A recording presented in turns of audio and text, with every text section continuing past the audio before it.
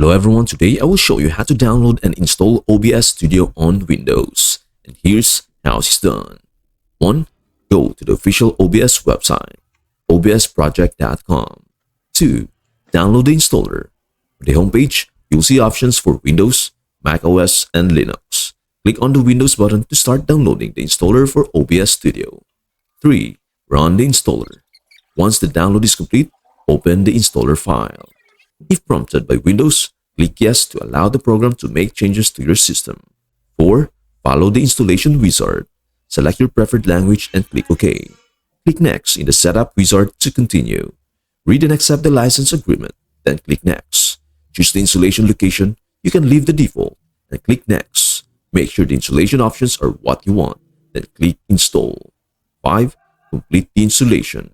Once the installation is complete, you can click Finish to close the installer.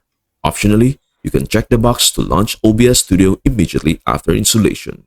6. Launch OBS Studio. You can now open OBS Studio from your desktop or Start menu.